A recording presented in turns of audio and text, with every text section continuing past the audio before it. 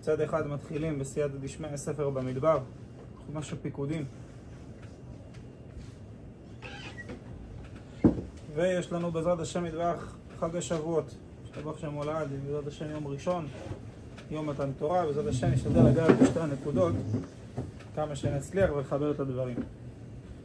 וידבר אדוני אל משה במדבר סיני באוהל מועד, באחד לחודש השני בשנה השנית לצאתם מארץ מצרים לאמור, שאו את ראש כל עדת בני ישראל למשפחותם לבית אבותם, במספר שמות כל זכר לגולגלותם. אומר רש"י עליו השלום, יש שאלה שרש"י פה שואל, הרי בפועל עם ישראל נמנע בחומש הקודם, דהיינו בספר ויקרא וגם בספר שמות. עם ישראל כבר נמנע כמה פעמים, ולפי דעת הרבה מהמפרשים המניין הזה היה באותו שנה בכלל. אז למה הקדוש ברוך הוא היה צריך עוד הפעם למנות את עם ישראל, עוד הפעם לספור אותם? למה לא מספיק החישוב הקודם? אומר רש"י עליו השלום, מתוך חיבתן לפניו מונה אותם כל שעה. כשיצאו ממצרים מנהן, כשנפלו בעגל מנה אותם. לידה הנותרים, וכשבא להשרות שכינתו עליהם מנה אותם. באחד בניסן הוקם המשכן, ובאחד באייר מנה אותם הקדוש ברוך הוא. פה רש"י מלמד אותנו יסוד חשוב, קודם כל על החיבה המיוחדת שיש לכלל עם ישראל. עם ישראל זה העם הנבחר. זה דבר שצריך לחקוק אותו ולשמוח בו. ברוך הוא אלוקינו שבראנו לכבודו והבדילנו מן הטועים ונתן לנו תורת אמת וחיי העולם נטע בתוכנו. זה דבר שצריך להיות דגל ושמחה לכל יהודי ויהודי עלי אדמות. יהודי צריך לדעת שלא משנה באיזה מצב הוא נמצא, לא משנה מי הוא, לא משנה מה הוא, לא משנה באיזה מדרגה, עצם זה שהוא יהודי, זה לבד, עצם זה שאתה יהודי, אתה צריך להיות רק מזה בשמחה. למה? כי גם אם ניקח את הגוי הכי מצליח בעולם, שיש לו את העושר הכי גדול, ואת המעמד החברתי הכי גדול, ואת הכל, הוא לא משתווה לעני הכי מרוד, עם היכולת הכי נמוכה שהוא יהודי. ומי שלא מאמין בזה, הוא עדיין לא מזדהה עם ההבנה שהוא יהודי ומה זה יהודי. יש אנשים שאולי מקנים בכל מיני דמויות, בכל מיני שחקנים, מכל מיני דמויות בעולם. עצם זה שאתה מרגיש שיש לו איזה עליונות מעליך, יש פה טעות שורשית. אתם מבינים את הנקודה? זה דבר שחייב להאמין בו ולהחדיר אותו בלב, כי זה האמונה שלנו, זה עם ישראל. עם ישראל זה העם הנבחר. איך הגמרא רבותינו עליהם השלום אומרים שהר סיני עליו ניתנה התורה הקדושה, נכון? למה הר סיני נקרא הר סיני, אומרים רבותינו? אומרת הגמרא למסקנה, הגמרא אמרה אולי בגלל שנעשה בו ניסים, אומרת הגמרא צריך להגיד הר ניסים. למה במסקנה אומרת הגמרא למה נקרא הר סיני הר סיני? דן? בגלל שירדה שנאה לאומות העולם. ברגע שהקדוש ברוך הוא נתן לנו את התורה, כל אומות העולם נכנס להם בלב שנאה לעם ישראל. למה רק אתם זכיתם ואנחנו לא? אבל הם לא רצו, לא? אז מה הנקודה? הנקודה היא שלנו יש משהו שלהם אין. המדרש כותב דבר נפלא. אומר המדרש שמתי שהקדוש ברוך הוא פנה לאומות העולם, אחד מהדברים שרבותינו מביאים, מה אומות העולם אמרו לקדוש ברוך הוא? ריבונו של עולם, למה להם נתת את התורה ולנו נתת את התורה? מה אמר להם הקדוש ברוך הוא? אמר להם תביאו לי מגילת יוחסין. תביאו לי מגילה של יוחסין. למי אתם מתייחסים? מי הייחוס שלכם? אמר להם יש ייחוס למי? אברהם, יצחק ויעקב. לכם אין ייחוס. שואל מורנו ורבנו האדמו"ר שאלה פשוטה. הוא אומר, מה זאת אומרת השאלה שלהם בכלל למה לא נתת לנו את התורה? הרי כמו שאמרת עכשיו, כתוב בפסוק הופיע אמר פארן וזרח שעיר למו, שהקדוש ברוך הוא מה עשה? עבר בין כל אומה ואומה ושאל אותה, האם אתם רוצים את התורה או לא רוצים את התורה? אז הקדוש ברוך הוא הציע להם או לא הציע להם? הציע להם את התורה, אז מה הטענה שלהם? למה לא נתת לנו? דבר שני, מה הקדוש ברוך הוא היה צריך לענות להם לפי זה? רונן, מה היה צריך להגיד להם? הצעתי לכם, אתם לא רציתם. אתה מבין את השאלה דורון? אז מה השם עונה להם? תביאו למגילת יוחסין. מה קשר למגילת יוחסין עכשיו? אתם מבינים? אז אומר מורנו ורבנו אדמו"ר, יש פסוק כתוב, ואשא אתכם על כנפי נשרים ואביא אתכם אליי. איפה מצינו שהקדוש ברוך הוא שם את עם ישראל על כנפיים של נשר? אתם מבינים את השאלה? איפה? במה זה בא לידי ביטוי? אז יש על זה הרבה ביורים. אחד הביורים אומר מורנו ורבנו אדמו"ר, מובא בזוהר הקדוש, מעריך בזה בעל התניא ועוד הרבה צדיקים, שכל תורה ומצווה שאין לה אהבה ויראה לא עולה למעלה. אם זה מצווה שאין לה אהבה לקדוש ברוך הוא ואין לה יראה מהשם יתברך בזמן עשיית המצווה, לפני שאדם מקיים את המצווה, המצווה הזאת היא לא עולה לשמיים. חייב שיהיה מכוח אהבה לשם ומכוח יראה לקדוש ברוך הוא. ככה כתוב בזוהר הקדוש. אז אומר הרב, מה זה ואשא אתכם על כנפי נשרים? הרי ידוע שהעם ישראל, מה אמרו בזמן מתן תורה? נעשה ונשמע.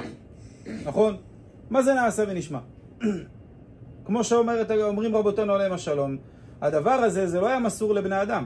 יצתה בת קול ואמרה, מי גילה רע זה לבניי? זה דרך שמי משתמש בה? מלאכי השרת. שיש לאדם נטייה טבעית לעשות את רצון הבורא, זה לא דבר שהוא מובן מאליו.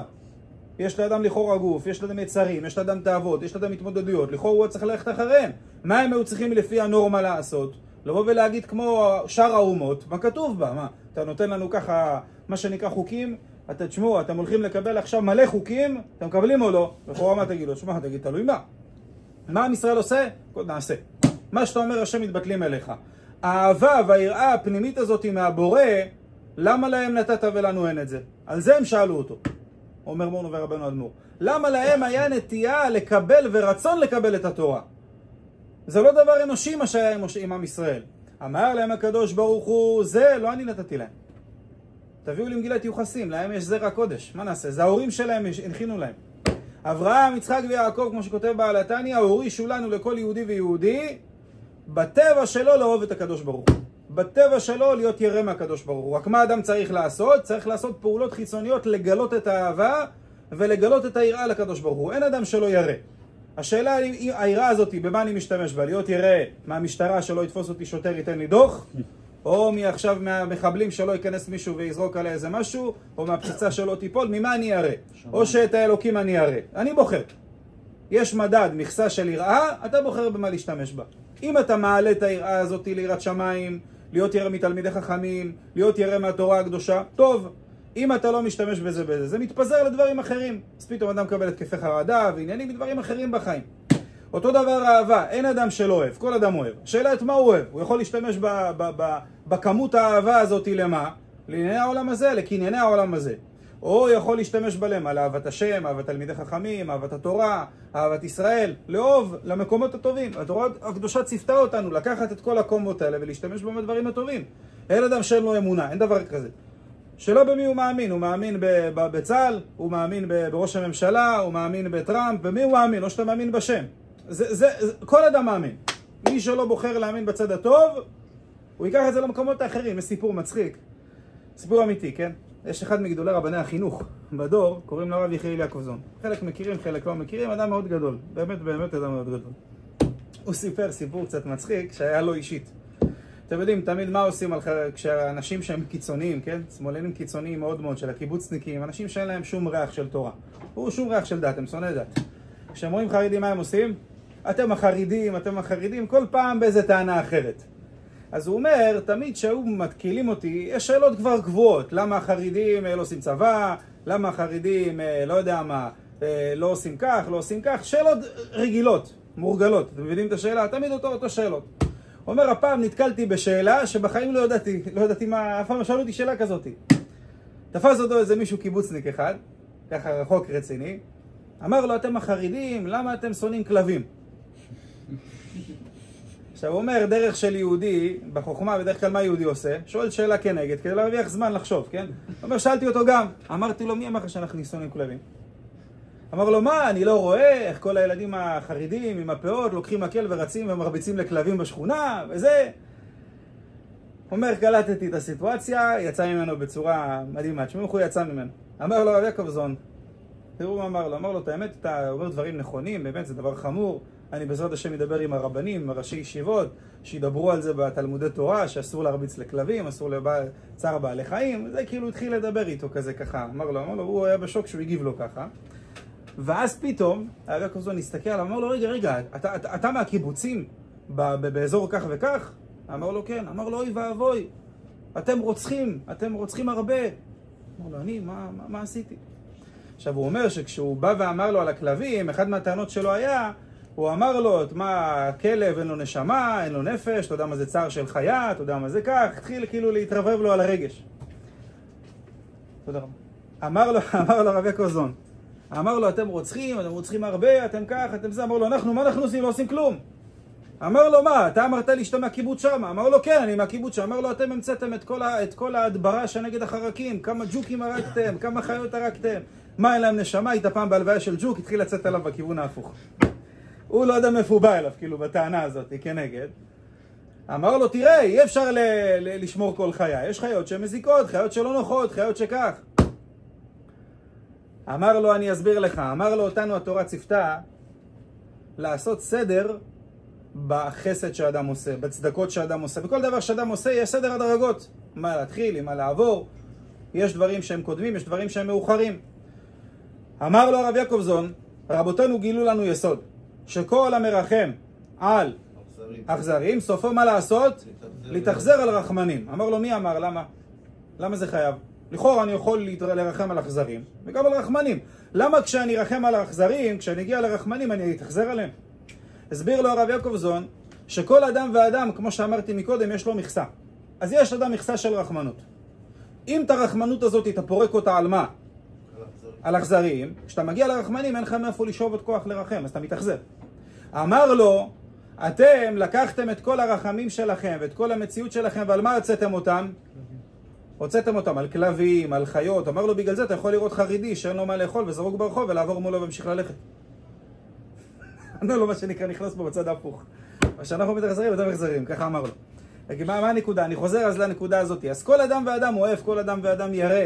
רק מה הנקודה? יש לאדם בנפש שלו יראה ואהבה ואמונה ודברים יסודיים בקומת הנפש שהם ירושה לנו מאברהם, יצחק ויעקב והאבות הקדושים. הם הורישו לנו, אברהם אבינו הוריש לנו מה? את האהבה. יצחק אבינו הוריש לנו את היראה. יעקב אבינו הוריש לנו את התפארת. לשלב את הדברים ולדעת לעבוד את הבורא. אחר כך מי יש לנו?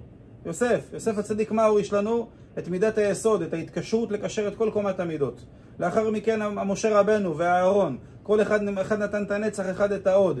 ביחד זה האמונה בקדוש ברוך הוא. ככה מסבירים בלוי יצחקים ברדיץ' ועוד צדיקים. את האמונה, את ההודעה, את הנקודה הזאת שמסביב לדבר הזה. ובסוף יש לנו דוד המלך שנטע בתוכנו את מה? את המלכות, את ההתבטלות לקדוש ברוך הוא. זה דבר שאהבות העולם טמנו בכל יהודי ויהודי בעם ישראל. כל יהודי יש לו את הבחינה הזאת. להמליך משהו, לקבל מישהו עליו כעול. יש אדם שמקבל עליו כעול בצבא את הקצין. יש אדם מקבל עליו בעול את המעסיק שלו בעבודה. יש אדם שמקבל עליו בעול את אשתו. כל אחד והסגנון חיים שלו. ויש אחד שמקבל עליו עול את מי? את בורא העולם. את התורה הקדושה שהוא מתכופף אליה. אין אדם שאין לו את זה. זה נטוע בתוכנו, רק מה? זה מה שאומות העולם טענו לקדוש ברוך הוא, אמרו לו ריבונו של עולם. איך זה יכול להיות שלהם נתת את היכולת הזאת ואת הרצון הזה לקבל את התורה? אמר להם, יש להם גילת יוחסין, זה לא קשור אליהם. זה לא קשור אליי, אני לא נתתי להם את זה, זה האבות שלהם הביאו להם את זה. זה ירושה שהנחילו להם אבותיהם. אז זה הזכות שלנו בתור יהודים.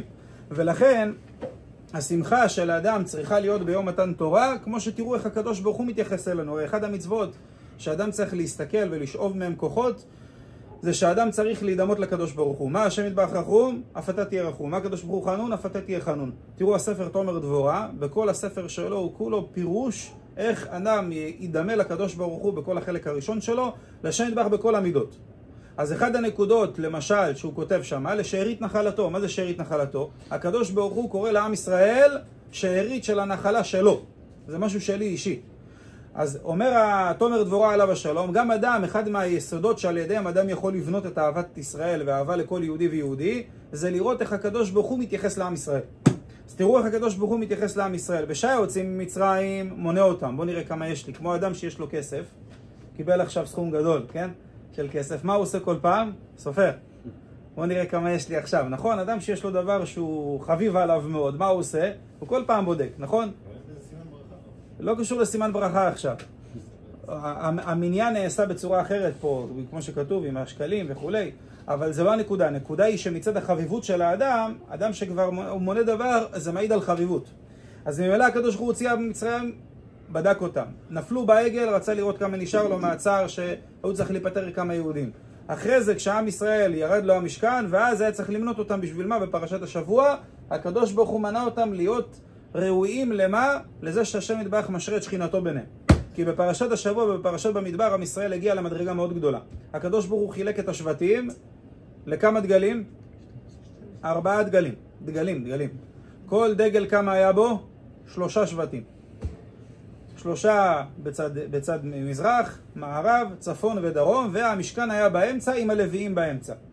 ואיזה סדר הוא סידר אותם? אומרים רבותינו עליהם השלום, כמו הסדר שמתי שיעקב אבינו עליו השלום יצא להיקבר בארץ ישראל, הוא ככה סידר בדיוק את השבטים.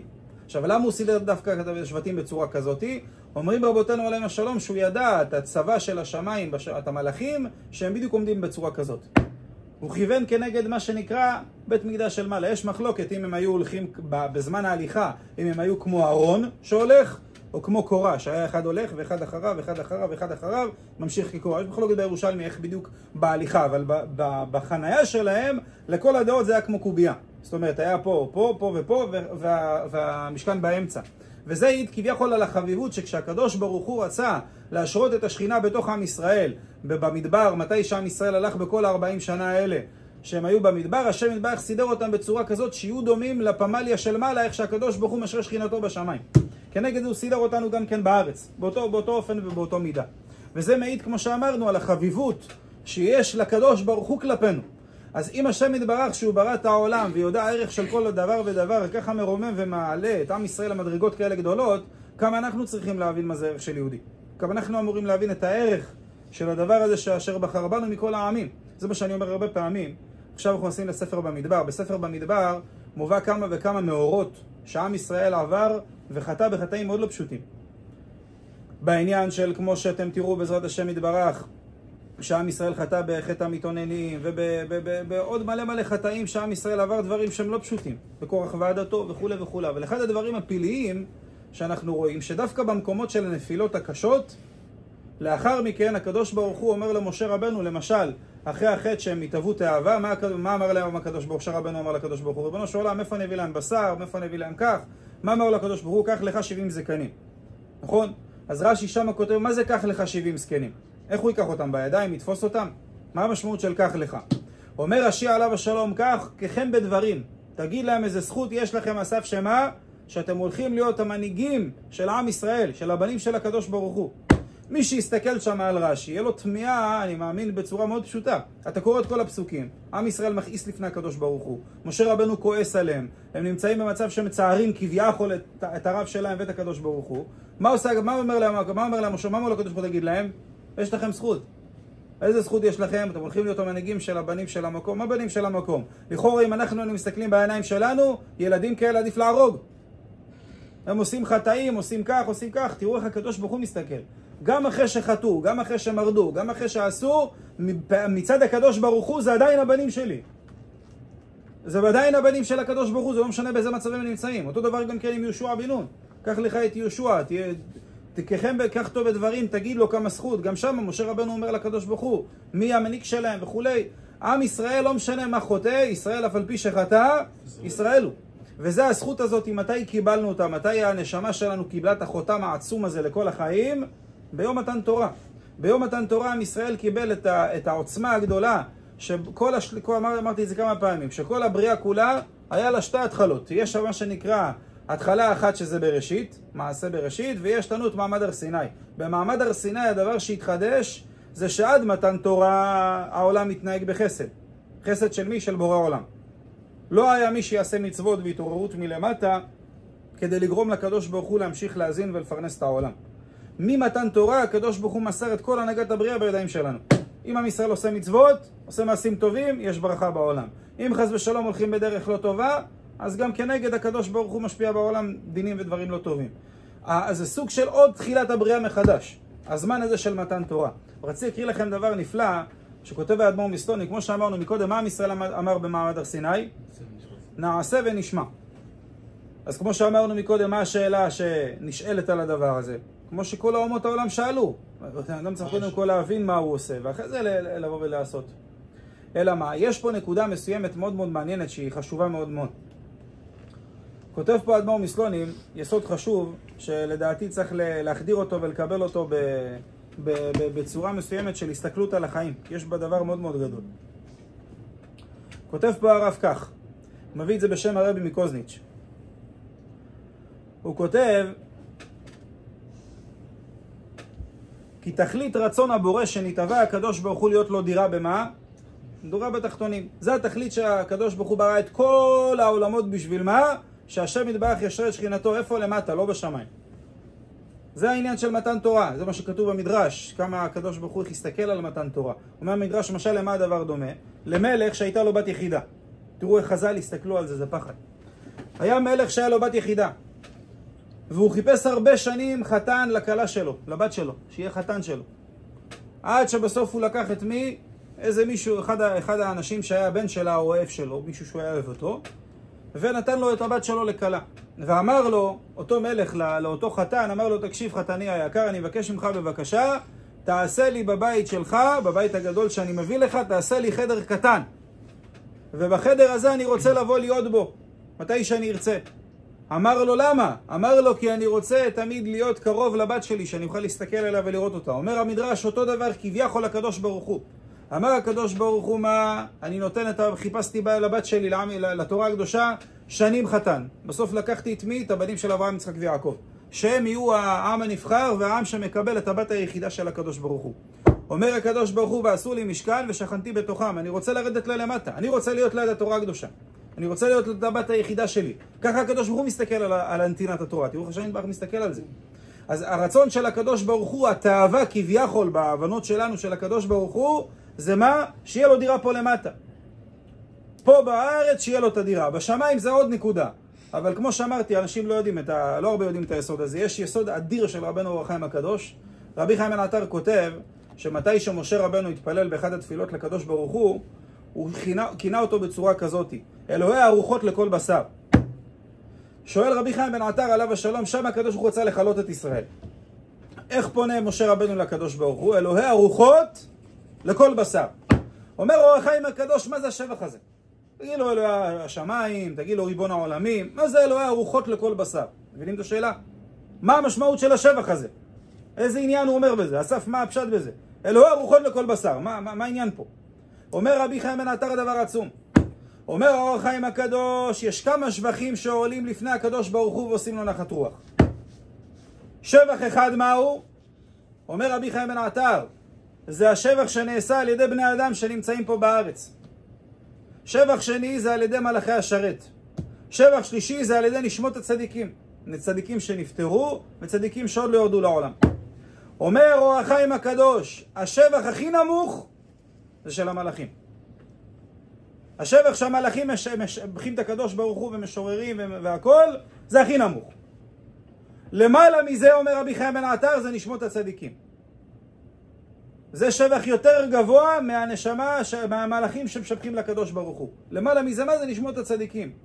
אומר רבי חיים בן עטר, והשבח שעולה על כולן, מה זה? השבח של יהודי, שהרוח שלו נמצאת פה בארץ עדיין בבשר, והוא כופה את יצרו ומשבח את הקדוש ברוך הוא. אומר רבי חיים בן עטר, אדם פה בארץ, בעולם הזה, שהוא נמצא בתוך בשר, והרוח שלו נמצאת בקרבו, ויש לו יצר הרע, והוא מכופף את היצר הרע למען השם, אומר רבי חיים בן עטר, השבח הזה עולה ולשמיים, ועושה נחת רוח לקדוש ברוך הוא יותר מבבא סאלי עכשיו בשמיים שמשורר. יותר מרבי שמעון עכשיו שנמצא בשמיים.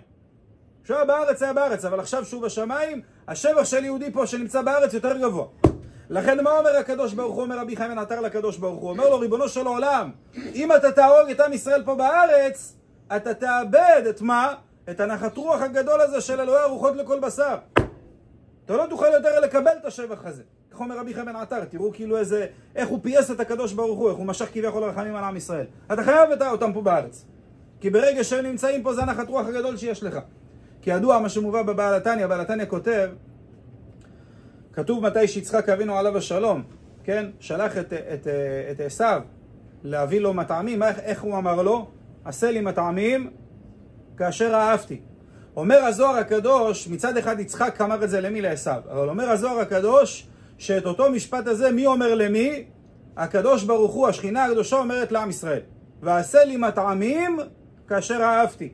אומר בעל התניא, מה פירוש עשה לי מטעמים? למה יש פה לשון רבים? מטעמים זה שניים, נכון? מיעוט רבים שתיים. אומר בעל התניא עליו השלום, יש שני סוגי מטעמים. יש מטעמים שאני יכול להכין אוכל פה בעולם הזה מדברים מתוקים. ומחמת שהדברים הם מתוקים, לכן מה הם? זה טעים, זה טעים לאדם, זה מעדן לאדם. אבל אומר בעל התניא, אני יכול לקחת גם דברים חמוצים, או דברים חריפים, שבטבע הם דברים שמה? זה מעדן או דבר שדוחה, לכאורה הוא אמור להיות דבר שדוחה. אבל אם אני אטבל את המאכל בחריפות או בחמיצות בצורה מסוימת, הוא יהפוך להיות מה? יהפוך להיות מעדן. נכון? מציאות, אנשים אוכלים חריף או לא אוכלים חריף? תשמע, מעדן האוכל הזה, נכון? אותו דבר על חמוץ. ברגע שאתה מטבל אותו נכון, אתה הופך אותו להיות מה? להיות טעים. אומר בעל התניא עליו השלום אותו דבר. עבודת השם של הצדיקים, שהיצר הרע כבר נטול מהם ואין להם יצר הרע, זה מה בבחינה של מה אוכל מתוק. הוא ממותק, אין בו שום תערובת של רע. אבל העבודה השנייה, אומר בעל התניא, שאדם יש לו יצר הרע, יש לו התמודדויות, יש לו קושי, והוא כופה את יצרו ומעלה את אותו מעשה לקדוש ברוך הוא, זה הנחת רוח השני שנעשה פה בארץ. ואומר בעל התניא עליו השלום, זה מה שאומרת השכינה לעם ישראל, עשה לי מטעמים כאשר אהבתי. אני אוהב את שתי סוגי מטעמים. למה? כי אומר בעל התניא שני עבודות. יש עבודה ראשונה, זה שלנו, של האנשים הבינוניים, מה לעשות? לכפוף את היצר הרע. אחרי זה באים הצדיקים ומה עושים? מבטלים אותו לגמרי. אנחנו כביכול מכינים לצדיקים את היצר הרע לשחיטה.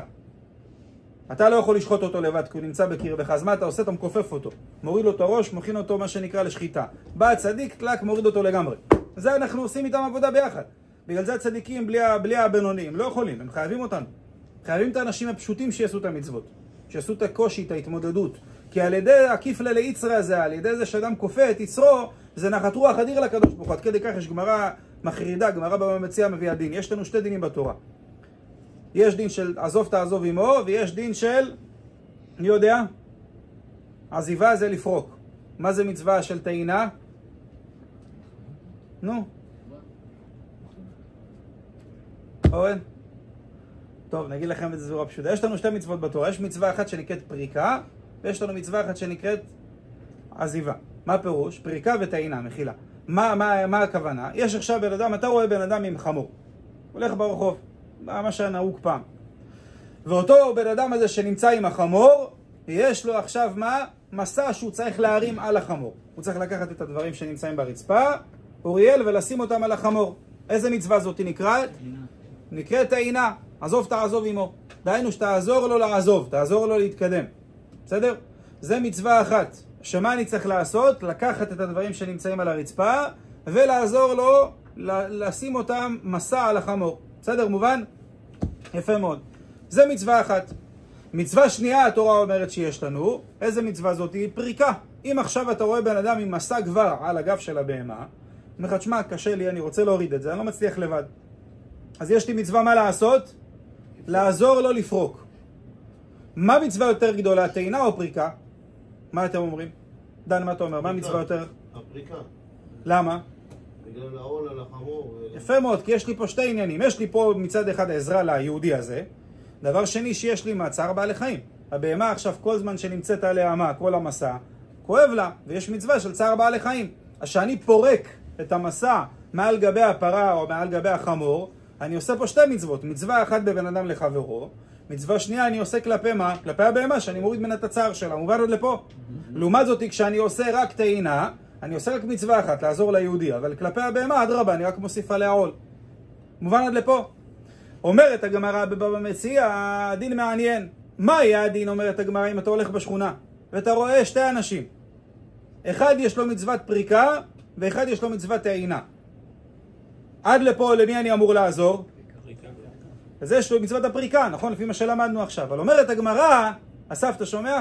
תראה מה הגמרא אומרת. אומרת הגמרא, אותו אדם שיש לך את המצווה איתו של הפריקה, שזה המצווה יותר גדולה או יותר קטנה? יותר גדולה, כי יש בה גם צער בעלי חיים, נכון? הוא בן אדם שאתה אוהב אותו, חבר שלך הכי טוב. טוב? מצד שני, הבן אדם שיש לו את המצווה של העזיבה, דהיינו מה לעשות? להוסיף, להעמיס, טעינה, לטעון את הבהמה, זה בן אדם שהוא שנוי לך. שונא אותו. לא מסתדר איתו בכלל, יש לו בעל עבירות אפילו לפי דברי התוספות שמה. בן אדם רחוק, אתה לא יכול למה שנקרא, לא מסתדר איתו. בן אדם שאתה לא אוהב אותו, אתה שונא אותו. אומרת הגמרא, מה עדיף? לכאורה הסתכלות ראשונית, מה? בוא'נה, יש פה מצוות פריקה, זה גם אדם שאני אוהב אותו. ההוא שהתפוצץ עם הבהמה שלו, נכון? לכאורה, אני אסיים איתו, אם יהיה זמן נעזור גם לו. אומרת הגמרא, תעשה מצוות מה? טעינה. עם השונא שלך, למה? אומרת הגמרא, כי כיפלה ליצרה עדיף. זה שאתה תכפה את היצר לעשות נגד הרצון שלך למען השם, אומר הקדוש ברוך הוא, זה עדיף לי מהמצווה שנייה. זה גמרא, זה דין הדגמרא, זה לא איזה ספר מוסר עכשיו כתב את זה לחיזוק. זה דין הדגמרא, שולחן ערוך נפסק. יכול לעשות את זה גם מאינטרס של העמיס בו כמה שיותר מהר, שילך יותר מהר כמה סולד שלו. לא, הגמרא אומרת, כיפלה ליצרה, זה שאני כופה את יצרי כדי לעזור ליהודי שאני לא אוהב אותו. אומרת הגמרא, זה עדיף.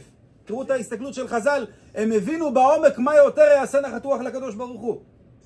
תקחו את זה לענייני היום יום. יש לך בן אדם עכשיו שאתה רואה אותו, אתה לא סובל אותו. אבל אתה רואה שהוא צריך עזרה. אם אתה הולך ועוזר לו עכשיו, תדע, זה עושה נחת רוח יותר מבן אדם אחר, יותר ממצווה אחרת שאתה עושה אותו בשמחה. יש אדם אוהב להתפלל, נגיד, לא יודע, אוהב קידוש, אוהב שבת, סעודת שבת. כן, כל האוכל הטוב מגיע לשולחן, כל העוגות, ממתקים. כמו שאומרים בדרך מליצה, חרדים לא משמינים בשבת. בגלל זה כל החרדים בלי הנרה נראים עוד והדר לבשת, כן, גודלים. ברוך השם. אז אדם יש לו סעודת שבת, אוהב, לא אוהב, אוהב. בן אדם בא אומר לו, תשמע, צריך לעזור פה לשכן עכשיו במשהו אחר. עכשיו, מה עכשיו? תן לי ליהנות, תן לי את המצוות שאני אוהב. לא, לא, תלך לזה שאתה לא אוהב. מה שאתה לא אוהב, כביכול לעשות את אותו בן אדם לעזור, לא איך תעזור לו בדווקא. כי זה יביא אותך לתיקון. הרי בשביל מה אדם בא? עכשיו עשינו, ברוך השם, 7 שבתות. עוד מעט מסיימים, מגיעים לחג השבועות. מה כל העבודה הייתה בזמן הזה? תיקון המידות. כל המהות של 7 השבועות האלו, זה תיקון המידות. שבוע ראשון מידת החסד, גבורה, תפארת, נצח, עוד יסוד. אנחנו בשבוע של המלכות, קבלת עול מלכות שמיים. מה כל העבודה הזאת? להכין את הכלי, להכין את החתן, כמו שאומר האור החיים הקדוש, להיות ראוי למתן תורה. אתה רוצה להביא אותו לחתונה, אבל הוא מתנהג כמו מה? מתנהג כמו השם ישמור. אתה צריך לעזור לו, לתקן את המידות. עד כדי כך יש רבי חיים ויטל עליו השלום שכותב לשון שאני חוזרתי עליה נראה לי 1,000,000 פעם. אומר רבי חיים ויטל עליו השלום בשערי קדושה. יש לנו 2 קומות, יש לנו מצוות ועבירות, זה קומה אחת, ויש לנו קומת המידות. לכאורה בהיגיון, על מה אני צריך יותר להשקיע? על מצוות או על מידות? מה אתם אומרים? מידות. לכאורה בהיגיון הפשוט, מה יותר חשוב? מצוות ועבירות, כי יש לך פה חובה. מידות זה קומה שהיא קשורה לדברים של האדם. אומר רבי חיים ויטל עליו השלום, ההקפדה של האדם במידות צריכה להיות יותר ממצוות ועבירות. אומר למה? אומר רבי חיים ויטל עליו השלום, כי האדם שיש לו מידות טובות, בנקל הוא יבוא לקיים את כל התורה כולה. אדם שיש לו מידות רעות, גם אם עכשיו אתה רואה אותו מקיים מצוות, הוא עוד יבוא מכוח המידות הרעות לבטל את כל התורה בסוף. כי המידות משפיעות על כל קומת האדם. ואחד הדברים שאדם צריך כדי לנקות את המידות, זה מה שדיברנו עכשיו, ההתבטלות. אז אומר הרב, מה התכלית שהקדוש ברוך הוא רוצה? נדירה בתחתונים. אבל הרב, כן. מלוא כל הארץ כבודו, אז למה הוא צריך דקה מקום ספציפי? הוא יכול להיות בכל מקום. לא, נכון, אבל זה הכנה מצידנו. מצד הקדוש ברוך הוא אין הבדל בין הבית המקדש לפה, לשם, לכל דבר. מצד המקבלים. בהשם יתברך, אני מסביר, מצד הקדוש ברוך הוא, כתוב אני השם לא שיניתי. השם יתברך לעולם לא משתנה, מצידו.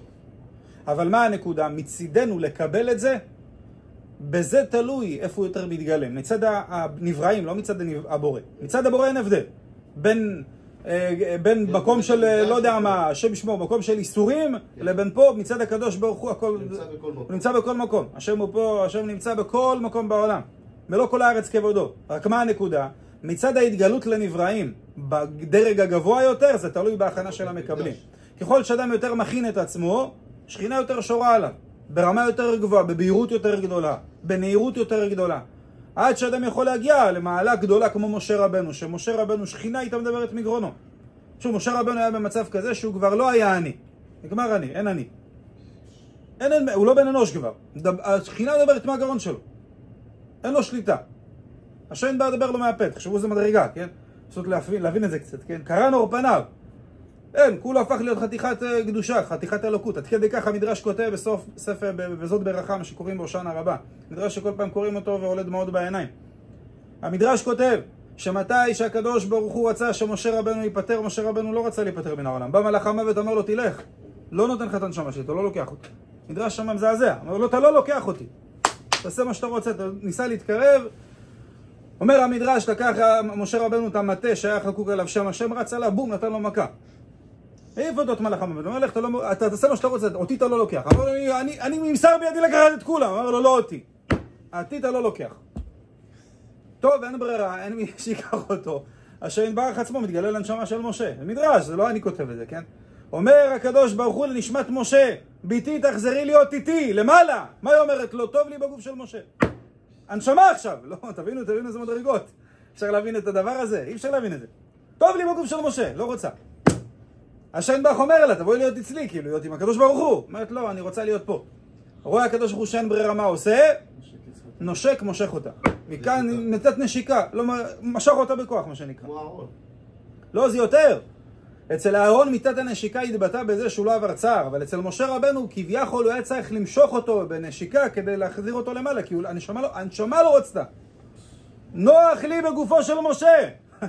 אפשר להבין מה זה משה רבנו, איזה מדרגות של השראת שכינה הוא הגיע. אז ודאי שמה, הקדוש ברוך הוא מצד עצמו, אין לו הבדל בין משה רבנו לבין, לא יודע מה, איזה בן אדם ברחוב פה יהודי שכולו בן לחטאים. מצד הבורא אין הבדל. ההבדל הוא מצידנו, כמה שאני יותר מכין את עצמי, ומכין את הכלי של הדור והאזור שאני נמצא בו, השכינה ישכו יותר. יש פעמים שאדם מצד עצמו יכול להכין את עצמו המון, אבל הסביבה מעכבת אותו. כמו שכתוב אצל שמואל, הגמרא אומרת אצל שמואל הקטן, שמתי ששמואל הקטן היה בדור, אומרת הגמרא יצתה בת קול ואמרה שראוי שמואל הקטן שתשרה עליו שכינה כמו משה רבנו. רק הדור לא מאפשר. הדור מעכב אותו, יותר מדי חטאים, יותר מדי אנשים לא טובים, לא מצליח לרדת עליו. אז עיקר התכלית של הקדוש ברוך הוא היא מה? שיהיה שריעה בתחתונים. תקשו מה הרב כותב. אומר, וזה מה שהגמרא אומרת במסכת תענית. אמרה כנסת ישראל לפני הקדוש ברוך הוא, ריבונו של העולם, סימני כחותם על ליבך, כחותם על זרועך. אמר לה הקדוש ברוך הוא, ביתי, את שואלת דבר שפעמים מגולה, פעמים מכוסה. למה? כי מה היא אמרה לו? סימני כחותם על ליבך, כחותם על זרועך. הזרוע מה היא? איך? לפעמים היא מגולת, לפעמים לא, היא מכוסת. הזרוע. אמר לה הקדוש ברוך הוא, אני אעשה לך דבר שנראה לעולם, שנאמר אין אל כפיים חוקותייך, דהיינו כפיים, הידיים תמיד מגולים. הזרוע לפעמים מכוסה, לפעמים מגוליה, כשאתה מניח תפילין, הם מתגלת, וכשאתה שם את הבגד, היא מכוסה, היד תמיד פתוח, תמיד רואים אותו. והיינו, אומר הרב, שישראל מבקשים מהקדוש ברוך הוא להיות קשורים על ידי רגש הלב, להשיג הרגשת אהבת השם ויראת השם שמשכנם בלב.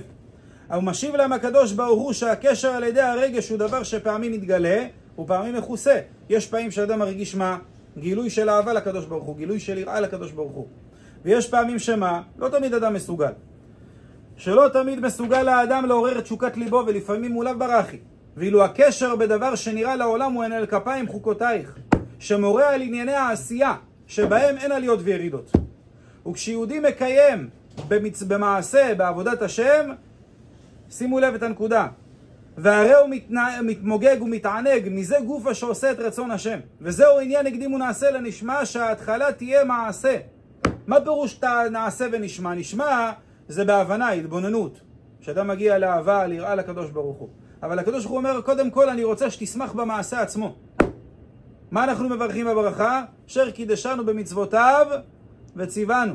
מה זה אשר קידשנו במצוותיו וציוונו? עצם זה שהקדוש ברוך הוא קידש אותנו בכך שמה? שהוא ציווה אותנו לעשות מעשה, רק בזה אתה צריך לשמח. אתה זוכה לשרת את בורא העולם, אבל לא מרגיש אהבה, לא מרגיש שירה, אני בא להתפלל, מה תגיד לי? תשמע, לא מרגיש דבקות בתפילה, לא מרגיש קרבת השם בתפילה. אומר הקדוש ברוך הוא, עצם זה שאתה זוכה להתפלל לפניי, מזה לבד אתה צריך להיות שמח. שאתה בכלל מזכיר את השם שלי. אומר, ברוך אתה השם.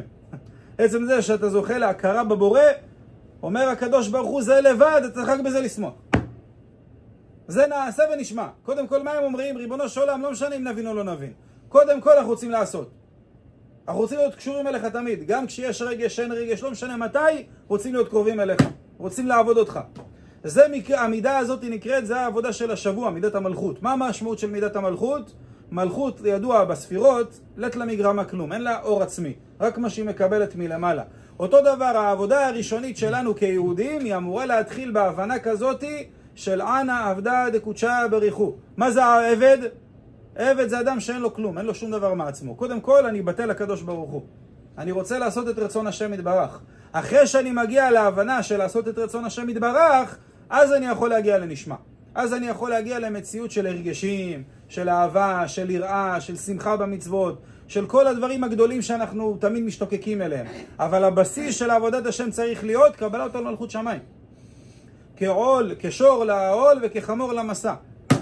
להיות מוכן תמיד לעשות רצון השם. אחרי שאדם יש לו את המציאות הזאת של קבלת עול מלכות שמיים, אז הוא מגיע לנשמה. אז הוא מגיע לרגשים, מגיע לאהבה, מגיע ליראה. למה? כי יש פעמים שאין את זה. אז אומר הנתיבות שלום, ובזה אני מסיים, הוא אומר שזה הנקודה שעם ישראל אמרו נעשה ונשמע. קודם כל אנחנו נעשה, בכל מקרה, בין אם מרגישים בין אם לא מרגישים. וזה העניין של אשר קידשנו במצוותיו וציוונו. אשר קידשנו, בעצם השם יתברך קידש אותנו לעשות דברים לפניו, רק בזה לבד יש אדם מה שנקרא לשמוח. אני אספר לכם משל ובזה אני אסיים. יש משל שהביאו אותו, שמעתי אותו פעם ממורי ורבי, רבי חיים אמרו שהשם ישמרו. יש מוסר שיש בו מוסר השכל קצת, מה שנקרא מצחיק. אני מספר לכם את זה ממש בקצרה כי אני אומר לא שיעור. סיפר שהיה איזה מלך אחד, שיום אחד שלח את השליחים שלו, אמר להם תקשיבו, שמעתי שיש אדם, קוראים לו רפי. הוא גר בזבל, קוראים לו בחבר'ה רפי סבלה. תלכו מה שנקרא, תביאו לי אותו לפה לארמון של המלך. מגיעים עם לימוזינה ככה ארוכה, דופקים לו בפח. רפי סבלה, הוא אומרים לו, מה אתם רוצים עכשיו? אני באמצע הנוח. צא.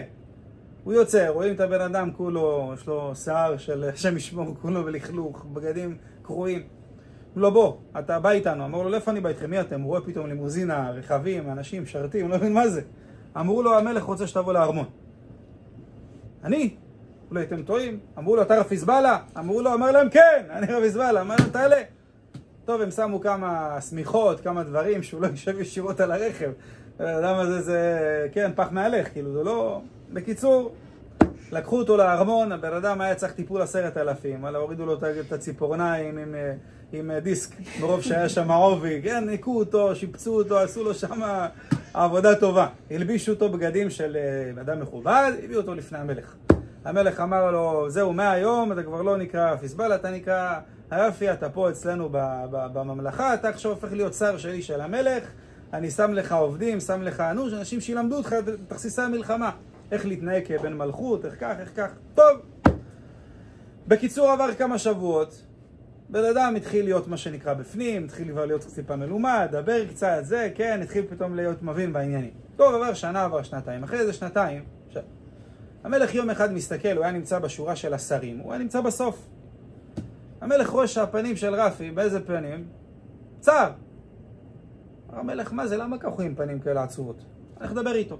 הסתיים הנאום של המלך, קרא לו המלך לאותו רפי. אמר לו, רפי, למה אתה ככה בצער? אני רואה שאתה עצוב, מה קרה?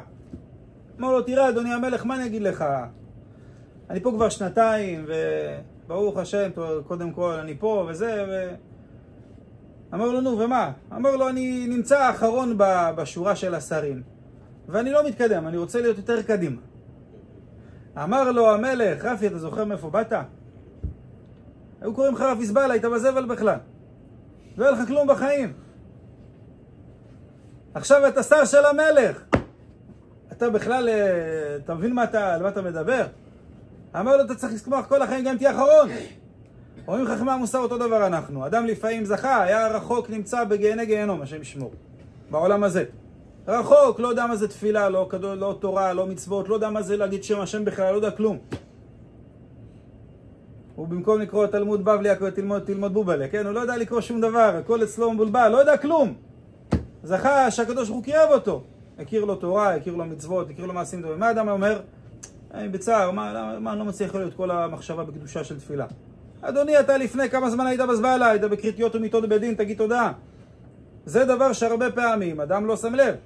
זה הנקודה גם של מתן תורה. שהקדוש ברוך הוא רומם אותנו, היינו העבדים הכי שפלים בעולם.